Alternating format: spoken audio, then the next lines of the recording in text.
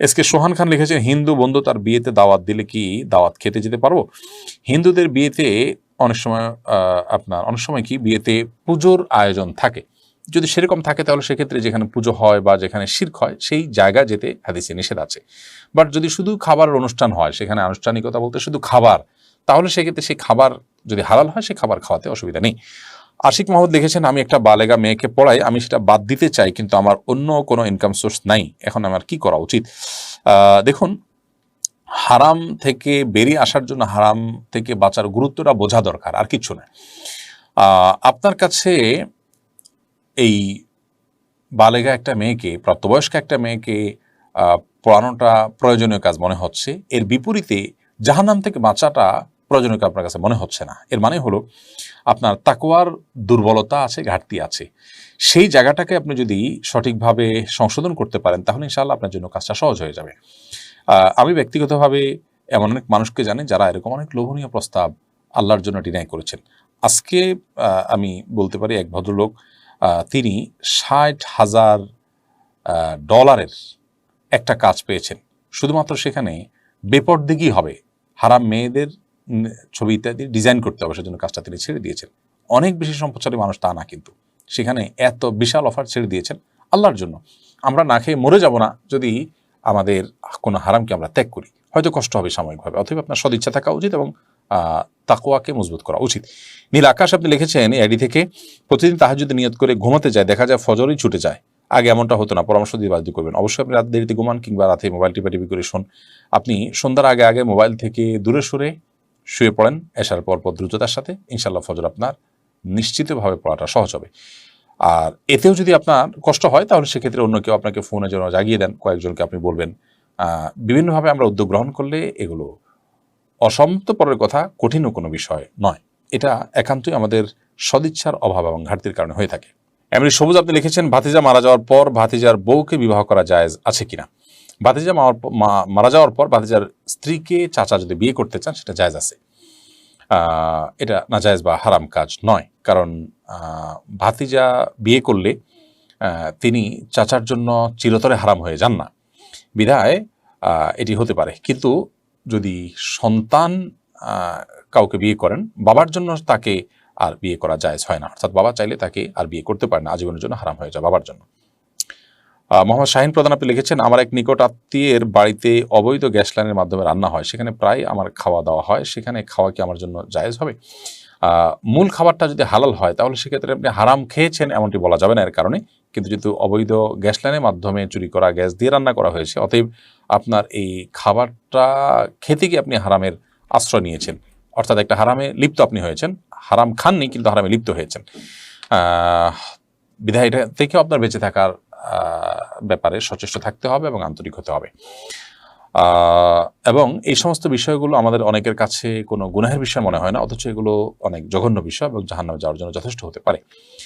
Ishtiaq Lincoln আপনি লিখেছেন, ফোনের রিংটোনে বাদ্যযন্ত্রের সাউন্ড রয়েছে, নামাজ চলাকালীন রিংটোন বেজে উঠলে কি গুনাহ হবে? প্রথমত এরকম রিংটোন সেট করাই জায়েজ নাই। আপনি বিকল্প করে রিংটোন প্রয়োজনে সেট পরিবর্তনের চিন্তা আপনি করতে পারেন, যদি বিকল্প কোনো পথ না থাকে। আর নামাজ চলাকালীন যদি বেজে ওঠে তাহলে সেক্ষেত্রে তো আপনি গুনাহে লিপ্ত হচ্ছেন এবং আশপাশের মানুষকে যদি জামাতে হয়ে থাকে তাহলে অন্যদেরকেও আপনি গুনাহ করতে বাধ্য করছেন, বিধায় এটা খুবই গর্হিত কাজ। ওই অবস্থায় আপনি অবশ্যই হাত দিয়ে আলতোভাবে মোবাইল টিপে বন্ধ করে দিতে পারেন এবং স্থায়ীভাবে এই সমস্যার সমাধানের পথ আপনাকে অবশ্যই বের করতে হবে। সাধারণ গুনাহ নয়, কবিরা গুনাহ হয়েছে। তাসফিয়াত তাহরিম সারা আপনি লিখেছেন, বিয়ের প্রোগ্রাম বড় করে না করলে আমাদের আশপাশে মানুষরা কটু কথা বলে, এই জন্য কি বিয়ের অনুষ্ঠান করা যাবে গান বাজনা হারাম কোনো কাজ ছাড়া? বিয়ের অনুষ্ঠান যদি আপনি বড় করেন তো সেক্ষেত্রে শরীয়তের কোনো সীমা লঙ্ঘন করা ছাড়া করলে তো গুনাহ হবে না। মানুষ কটু কথা বলে সেজন্য আপনি বড় করবেন, সেটা অবশ্যই প্রশংসনীয় না, কিন্তু আপনি যদি করতে চান শরীয়ত সেটাকে নিষেধ করে না। কিন্তু বড় করার সংজ্ঞাটা কি? বড় করার সংজ্ঞা যদি হয় সেখানে অর্থের অপচয় হবে, প্রয়োজন ছাড়া আপনি খরচ করবেন, তো সেটা তো অবশ্যই আল্লাহর কাছে জবাবদিহিতার সামনে আপনাকে দাঁড় করাবে। বাট অনেক বেশি মানুষ খাওয়ালেন, একটু বড় করে আয়োজন করলেন, সেটাতে কোনো অসুবিধা নেই শরীয়ত দৃষ্টিকোণ থেকে। যদি কোনো হারাম গান বাদ্য, বেপর্দা, নারী পুরুষের মিশ্রণ, অন্যান্য যে গুনাহগুলো সাধারণত বিয়ে শাদীতে হয়ে থাকে সেগুলো যদি না হয় কোনো অসুবিধা নেই।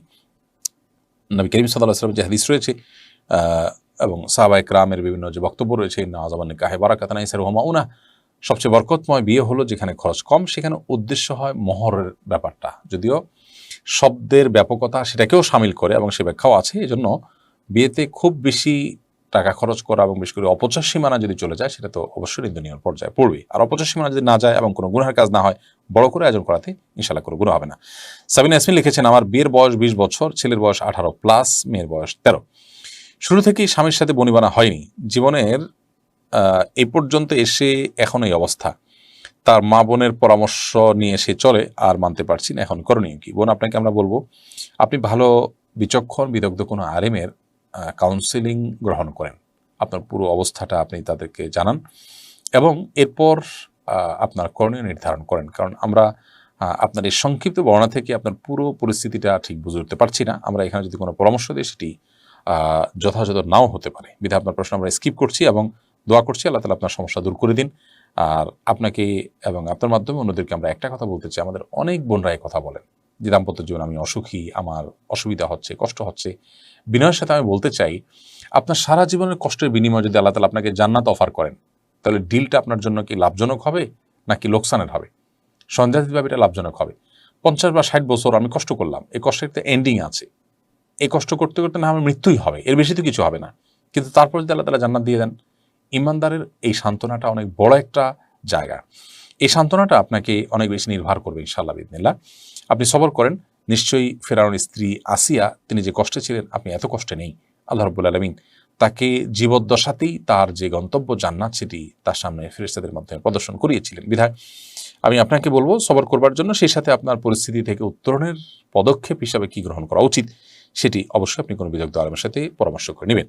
সোনিয়া আক্তার বোন, আপনি লিখেছেন, দুলাভাইয়ের সাথে মুখ খুলে দেখা করা যাবে কিনা?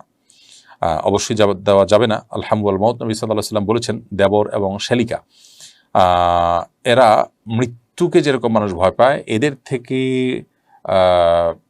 বিপরদিগির ব্যাপারে এরকম ভয় করা উচিত। কারণ এখান থেকে ক্ষতি এবং গুনাহের আশঙ্কা অনেক বেশি থাকে। সেজন্য দুলাভাইয়ের জন্য শালিকার সাথে দেখা দেওয়া নাজায়েজ, হারাম কাজ। একইভাবে শালিকার জন্য দুলাভাইয়ের সাথে দেখা দেওয়া নাজায়েজ এবং হারাম কাজ।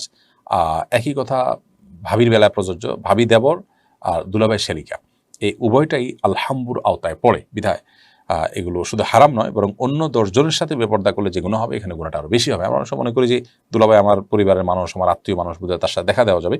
এখানে আরও কঠোরভাবে দেখা দেওয়া যাবে না যদি তিনি বালেগ অথবা মুরাহাকা হন, অর্থাৎ বালেগ হওয়ার কাছাকাছি হন।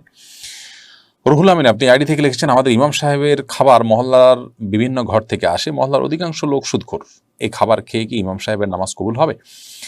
দেখুন, হারাম খেলে তার প্রভাব মানুষের উপর অবশ্যই পড়বে।